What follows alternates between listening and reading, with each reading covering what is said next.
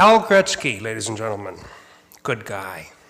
Director of Communications of the International Free Press Society Canada, an organization that has brought important speakers to Canada, as I mentioned before, Kurt Vestergaard, Lars Vilk, Bat Yor, and Coulter, Geert Wilders. He was also co-sponsor, or rather the organization was, for the Caledonia No More Nightmares event in Ottawa, which featured Gary McHale and Mark van der Maas as keynote speakers. The Society also helped get Salim Mansour's wonderful book published, and that, as I mentioned, is on sale in the lobby. In his own words, Al is a blue-collar guy who believes he has a responsibility to help those in financial and moral need. He tells me he's never seen a microphone he doesn't like, and that we should not ask a question of him if we didn't want to hear his answer. This could be interesting, ladies and gentlemen. Let's hear it for Al Gretzky.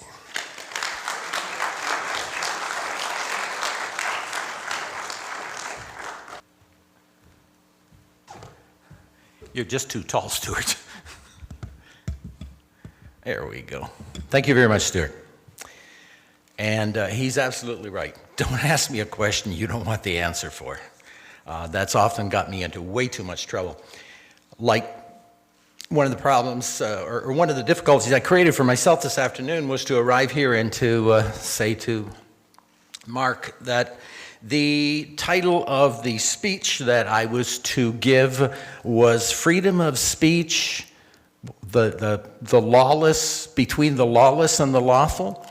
Well, I'm just letting you know here and now that I'm going to use my right to freedom of speech and change that title to simply freedom of speech, just to make it easy. Before I get going here, I just want to thank Mark on behalf of myself and IFPS Canada for the work to put this together. It's just absolutely phenomenal. And I just want to say thank you for giving me the opportunity of being up here to address these people, and I can only say that I hope the words of this tired old traveler can help in the discussion of what's going on. Good afternoon, fellow believers in Israeli Truth Week.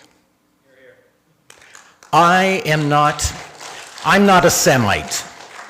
No one in my family, through marriage, through adoption, or through contract, are Semitic. And that being said, it begs the question, what am I doing here? Why do I care? But more importantly, how does all of that matter anyway? Well, let me begin with what am I doing here? I am a member, as was said earlier, of IFPS Canada. And as Stuart mentioned, we are a nonpartisan, not-for-profit organization whose mission it is to promote free speech through Canada and the world. And it is my belief that free speech is the pillar of free and democratic society. Now, knowing that and explaining that, it should not surprise you to hear me say that in my opinion, humble as it is, that the lack of free speech is one of the core reasons for the problems in the Middle East. I can hear the minds going, wait a minute, Al, you don't understand. It's culture, it's religion, it's land, etc., etc. Yes, all of those issues are relevant. And all of those issues have to be dealt with. No denying that. However, all of these issues needed to be dealt with in complete and total freedom. Free speech, free thought, free association, etc. These items will keep coming up, and they will keep causing pain, they will keep causing suffering, they will keep causing death until we can sit down and discuss these issues honestly, openly, in an atmosphere of trust. And if we don't, they will simply keep festering. Now let me explain why I see lack of freedom of speech as a central issue. Freedom of speech does not and cannot stand alone. For free speech is but one half of a very important idea. The other, like the side of a coin, like the other half, or the other side, is rule of law. It is impossible to have one without the other. Let me give you some examples. In the Netherlands, a supposedly rule of law country, just ask Geert Wilders how his freedom of speech is doing. In England, the cradle of our democracy, just ask Tommy Robinson how his freedom of speech is doing. And here in Canada, we've got no reason to be smug, none whatsoever. Just ask Mark Steyn or Ann Coulter. What do all of these supposed free countries have in common? Growing civil unrest from a lack of freedom of speech and rule of law. Then there are the areas that demonstrate what happens when there is no rule of law. We have Saudi Arabia, we have Syria, we have Pakistan, areas where you can get arrested for the most trivial act. And to this, we must also add one other area, which is basically a stone's throw from here called Caledonia, where you can get arrested for walking down the street with a Canadian flag. Just ask Mark and Gary. I went down there, and on the way back home, that evening that we'd spent down there, I said to Mark on the way back, I didn't think I was in Canada. I could not believe what was going on. And that's because we refused to stand up for the rule of law. Why do I care? Well, the reasons aren't built on some altruistic, wonderful idea. It's more pragmatic. It's more realistic. It has to do with being built around preservation. Preservation of not only the ones I love, but the things that I love. I explained it this way in a meeting that I was at with NAG last year when I was asked that very question. Why do you care? You're not a Jew. Why do you care? And I answered it this way. Years from now, I do not want my grandchildren to be sitting around and saying, why didn't my grandpa do something years ago when it would have been easy to change things? Did he not see what was going on? Does that sound familiar? Like you, I see history repeating itself, where yet again, the leftist mass media has deluded the public into believing that all we need to do is capitulate. Just don't do anything. Don't rile anybody up. That's all you have to do. However, unlike others who have fallen for this and blissfully go through their lives totally ignorant of the danger that is fast closing in on them, I was fortunate enough to have met some very intelligent people who took the time to teach me, not indoctrinate me, but to teach me. They taught me to observe. They taught me to listen. They taught me to debate. And finally, they taught me it's okay to decide.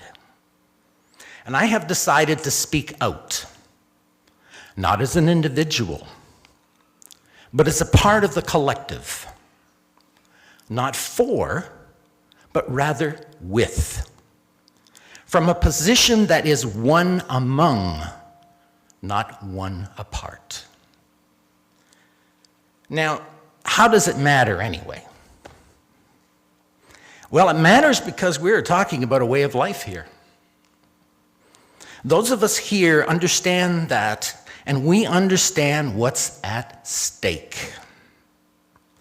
Now, I can say without hesitation that if the democratic light of freedom goes out in Israel, that is the beginning of the light of freedom going out around the world, period.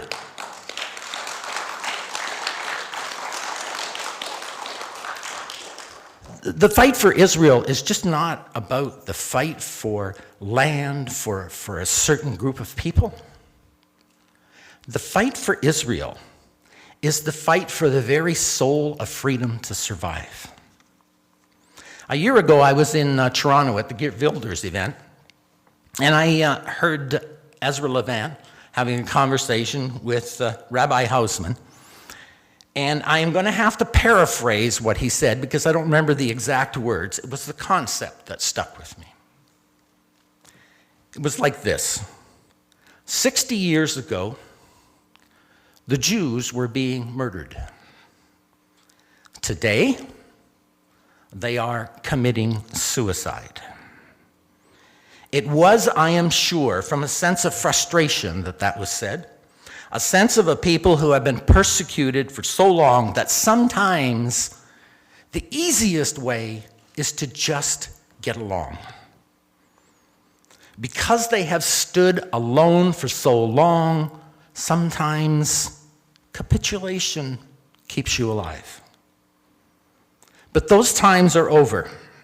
And I want to say here and now that I, for one, wish to add my voice to the growing number of voices that are saying, no longer will we stand alone, we will stand together.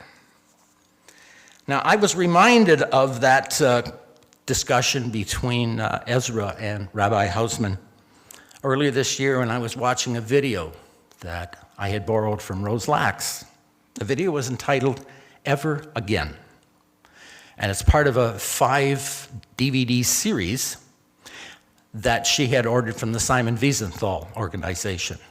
Marvelous. It is just, it's mind-boggling. Now, I could not watch this hour-and-a-half video in one sitting. I watched about 45 minutes of it. I put it on pause, and I went away. Then I came back, sat down, and watched the rest. Now, I didn't do that because of the atrocities that were occurring on that screen, and there were many of them. No, I could not stand to sit there that whole time and watch it, because as I watched it, I realized what I was looking at on that screen from 60 years ago was occurring around me today.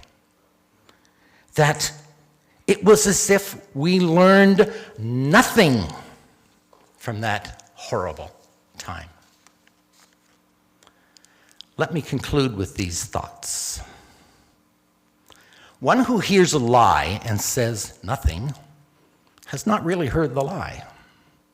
One who sees an injustice and does nothing does not truly understand that injustice.